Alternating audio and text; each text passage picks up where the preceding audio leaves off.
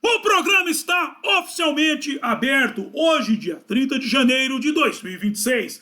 Você está no canal Cuesta Verde, jornalismo de verdade. Você gostaria de ter um bar? Sim, de ser o dono de um boteco? Ou para você que já é do ramo, apenas mudar de endereço? Talvez adquirir mais um estabelecimento gastronômico para o seu império? Bem, o Naldo's Bar está à venda. Sim, o meu amigo Naldo quer se aposentar e por isso está vendendo o seu bar. Bar que fica em um ponto privilegiado, na divisa entre Santos e São Vicente, junto aos tambores. Com um detalhe, por se tratar de um estabelecimento tradicional, você estará adquirindo mais do que um bar, estará adquirindo uma história. Logo, entre em contato com o Cuesta que eu faço o meio de campo entre você e o Naldo, ou vá diretamente lá, sendo que o contato do Cuesta e o endereço do Naldo's Bar estão na descrição. É isso aí, gente. Vamos lá, porque na quarta eu fui. E ao término, eu vou relatar algo que ocorreu no bar do Naldo. Sim, uma ocorrência do Naldo's Bar. Ao término você saberá. Depois vá lá se hidratar com uma geladinha, porque é sexta. Até esses dias um cidadão me perguntou: ô Matheus, por que você não fala sextou? Porque isso é coisa de trouxa. Há um tempo a turma falava partiu sexta, partiu sábado, o tererê. Isso é coisa de gente que não tem uma vida sexual saudável. Sim, uma vida sexual sadia. Dito isto, livro de oração em mãos. Quem não tiver, mãos em posição de prece e muito respeito, que respeito é bom e a divindade gosta. Página 70, oração ao Senhor. Ó Senhor, é o cantare, fonte de todas as luzes, de todas as forças, de todas as sabedorias, de todos os amores. Dai-nos a luz, dai-nos a força, dai-nos a sabedoria, dai-nos o amor. Ó Senhor, nosso Pai, protegei a terra, planeta do amor. Protegei-nos de todos os males. Dai-nos o futuro, ó Senhor. Muito obrigado por nos dar a luz. Agradecemos de coração.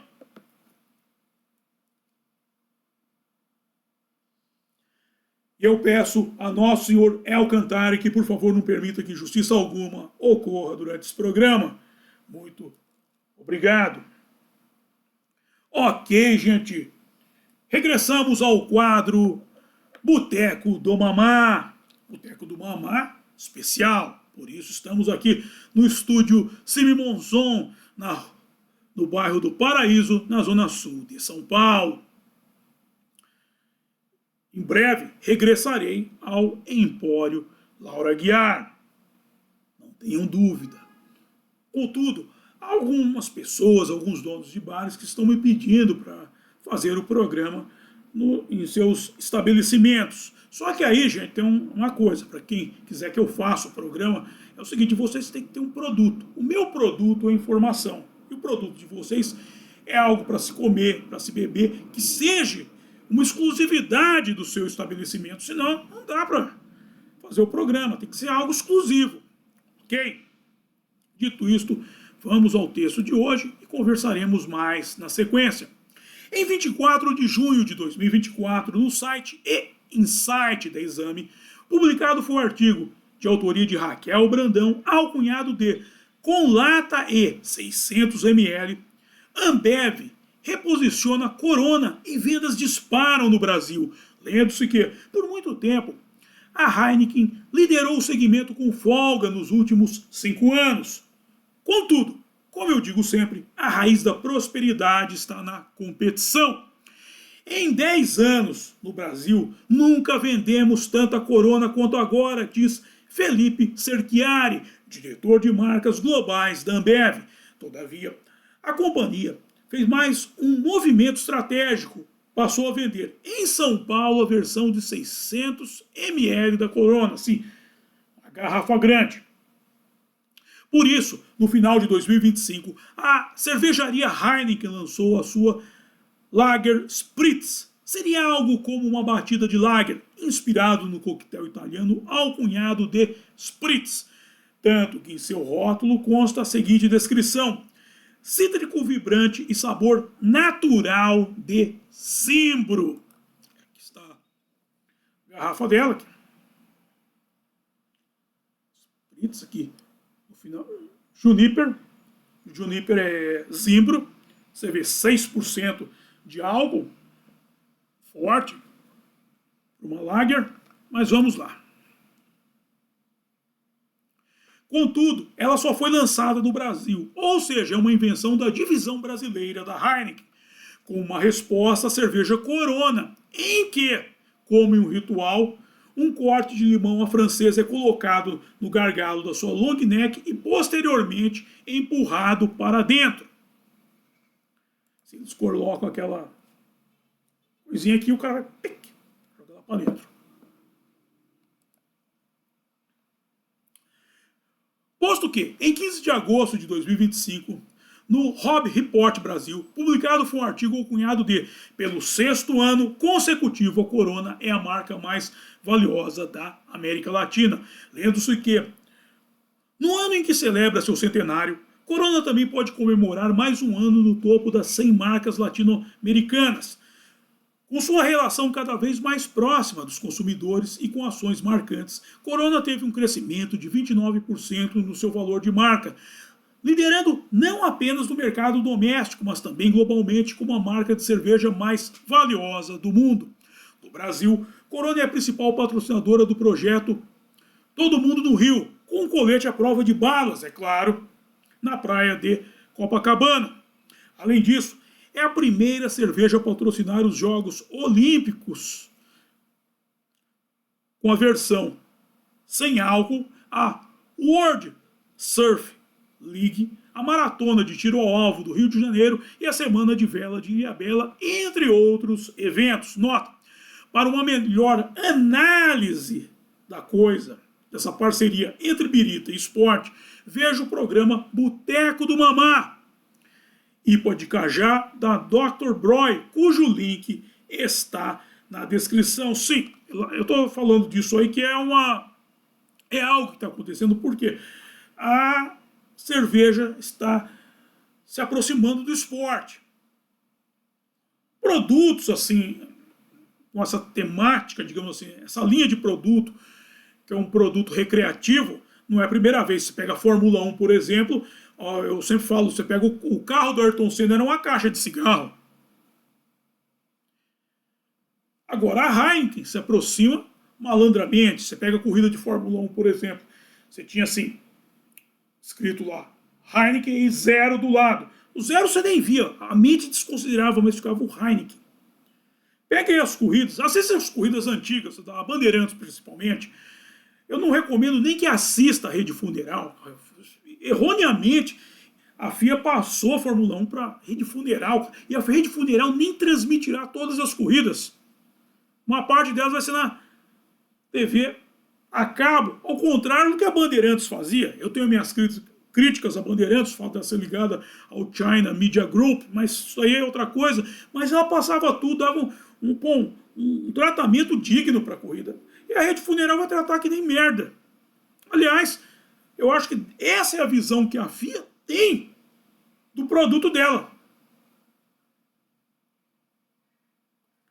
Então veja as corridas antigas, presta atenção neste detalhe. De volta à Heineken, em 27 de fevereiro de 2022, no La Cucina Italiana, publicado foi o artigo de autoria de Stefano Paduan, alcunhado de Spritz, o aperitivo clássico, história e receita. Lendo-se que o Spritz nasceu durante a dominação austríaca na Lombardia-Vêneto, entre o final do século XVIII e o início do XIX, quando os soldados Habsburgo começaram a se familiarizar com os vinhos venezianos, que eram fortes demais para seus paladares. Ou seja, os soldados Habsburgo tinham paladar de menina.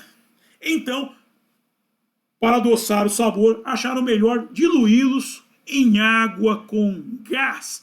Todavia, vinho branco e água com gás foi a receita do primeiro Spritz, que deriva do verbo alemão spritzen, que significa borrifar, no estilo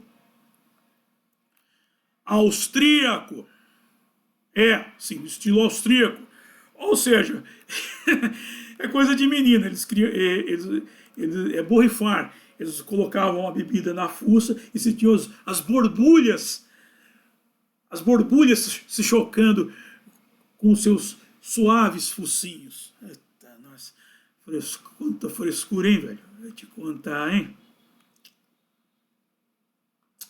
Sendo que sua primeira evolução ocorreu no início dos anos 900, quando os primeiros sifões para a água da Celtics se tornaram comuns, oferecendo uma alternativa à água com gás. Aquele sifão é aquele que espirra água. O que acontece? Assim que você espirra água, as partículas de água, as partículas de oxigênio da água, lembra que a água, a fórmula da água, H2O, duas de oxigênio e uma de nitrogênio. Nitrogênio juntava oxigênio, então, assim que a água batia, as partículas de oxigênio se soltavam e borbulhavam também, davam um aspecto de uma falsa gasificação da coisa. Ok? Doravante surgiram duas versões, uma em Veneza e outra em Pádua, sendo que a de Pádua é feita com aperol, um aperitivo que é feito à base de laranjas doces e amargas. O aperol seria um primo do Campari, um primo rico ou um primo pobre, não sei, aí fica o gosto de cada um, ok?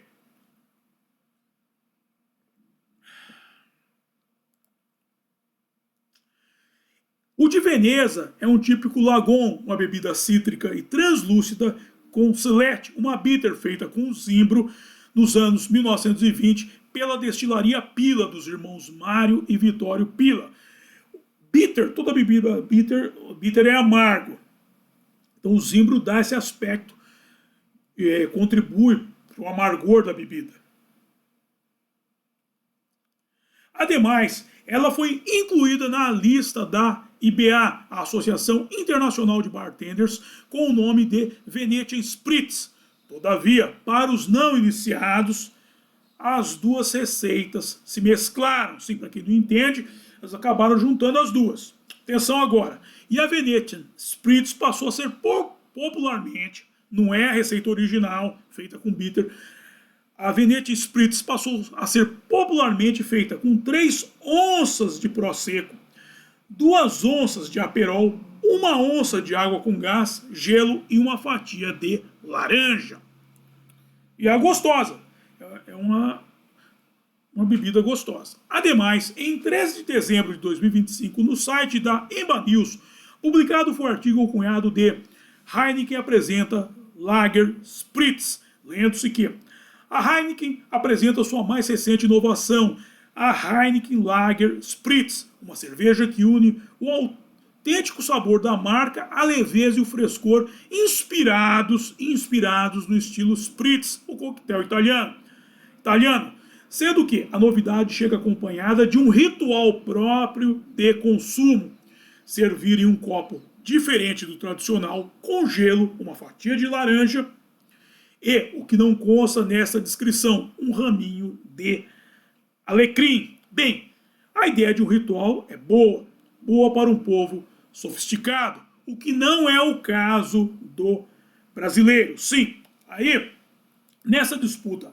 entre a Corona Extra e a Heineken Lager Spritz acabou tendo uma distância grande, porque na questão da Corona, como eu falei, se põe uma laranja aqui no gargalho, uma laranja não, uma fatia de limão com corte a francês, um gomo, e o cara faz, aperta pra dentro. Isso daí, cara, não precisa ser formado em Genebra, não precisa estudar na Sorbonne, isso aí qualquer macaco faz.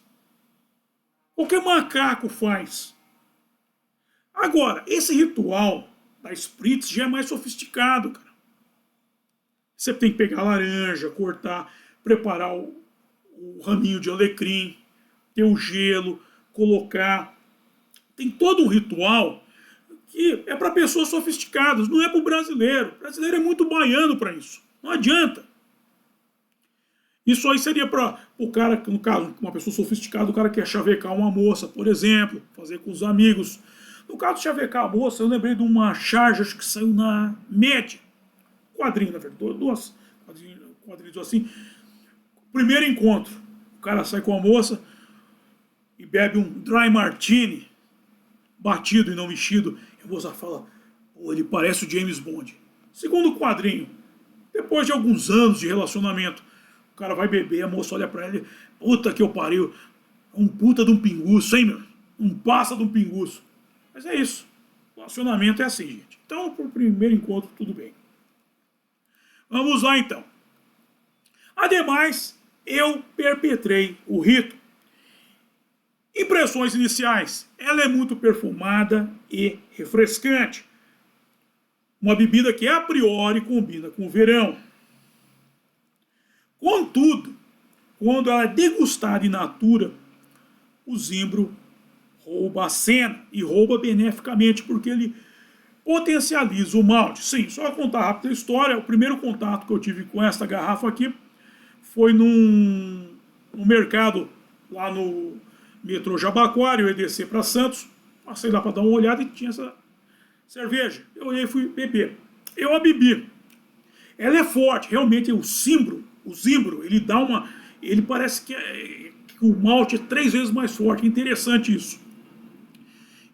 E eu não reconheci o zimbro e eu achei até que ela fosse um tipo de uma variação da Wit Beer, feita com coentro, mas não, é zimbro mesmo. E ela para beber assim é gostosa, contudo, ela não é para paladar de fresco, para soldado austríaco. Se você tem paladar de soldado austríaco, fica longe disso, gente. Fica longe disso. Isso não é para quem tem paladar de soldado austríaco, hein, gente? Ok?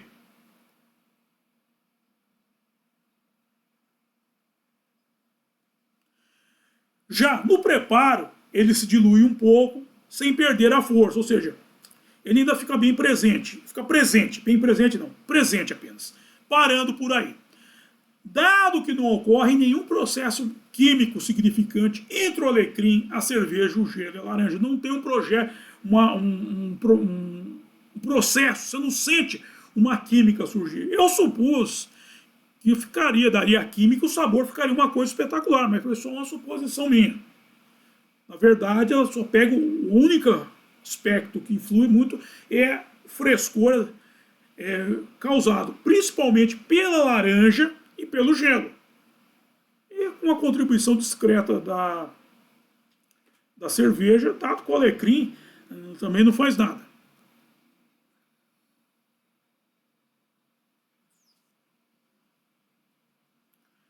Vamos lá. Conclusão.